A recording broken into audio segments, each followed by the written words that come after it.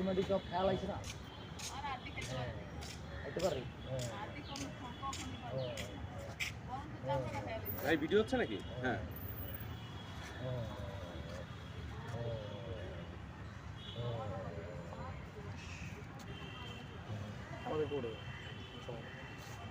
ইনি কি কতদিন ধরে এখানে পড়ে আছেন? আচ্ছা, ওনাকে আমরা মোটামুটি শাহবাগে শাহবাগে উদ্যানেই মোটামুটি 1 বছর যাবত দেখি। তো সবসময় দেখতাম যে ভালো, হঠাৎ করে বেশ কিছুদিন আগে ওর অনেক গন্ধ বের হচ্ছে। তো আমি ওকে জিজ্ঞেস করলাম যে এত গন্ধ কোত্থেকে আসে? বললো যে ভাই মাথায় আঘাত পাইছি, এইখানে মাথা দিয়ে রক্ত বের হচ্ছে, পচা রক্ত। তো পরে বললো যে আমি শাহবাগ আন্দোলনের সময় আমার মাথায় আঘাত লাগে, ওই আঘাত থেকে ট্রিটমেন্ট না পাওয়ার কারণে এখানে পচন ধরে যায় এবং এই জায়গাটা পোকে। একদম বিশ্রী অবস্থাতে, একেবারে খুবই খারাপ অবস্থা, যে কোনো সময় একটা দুর্ঘটনা হয়তো দেখতে পারবে না।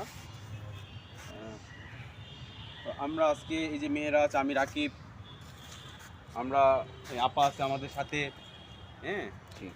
তো এদের এটা কি চিকিৎসার প্রয়োজন? তো অনেক ভালো একটা এটা চিকিৎসা ভালো, প্রয়োজন। অনেক ভালো মানের চিকিৎসা দরকার। আমরা মোটামুটি আমরা এখান থেকে কিছু টাকা পয়সা উঠে এগুলা আনা হয়েছে, হ্যাঁ। যে টাকা উঠানো হয়েছে তা দিয়ে এখানে 220 টাকা উঠানো হয়েছে, কিন্তু এখানে মোটামুটি 700-800 টাকার মতো জিনিস আমি নিয়ে আসি। তো আপনারা যদি একে সহযোগিতা করতে চান, আপনারা এখানে আসেন, আসা এখানে, হ্যাঁ, তার পাশে এসে দাঁড়ান।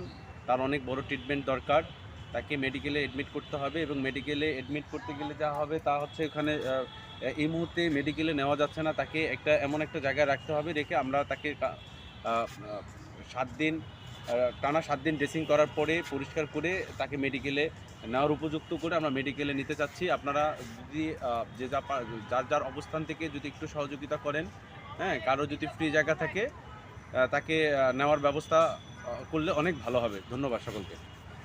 এটা আসলে দেখার মতো কোনো দৃশ্য না, তারপরেও যারা দেখছেন তারা অবশ্যই যেভাবে পারেন সহযোগিতা করার চেষ্টা করেন। ওনার সেন্স আছে, সব আছে, কিন্তু মাথার মধ্যে যে অবস্থাটা, এটা না দেখলে আপনারা বুঝতে পারবেন না। গুলিবিদ্ধ মাথা।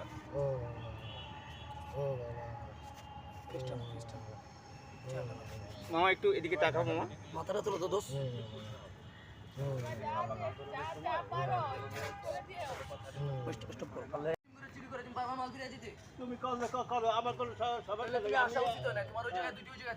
মামা মাথা চাপড়া রাখো। তুমি ধরো। ভর্তি দিব কেডা? তুমি তো দিবা।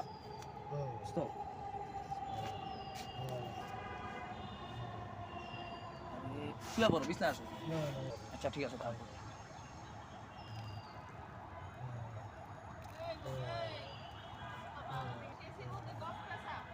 আরে এটা ধরতে পারবো, ব্যথা পাইবো, ব্যথা পাইবো।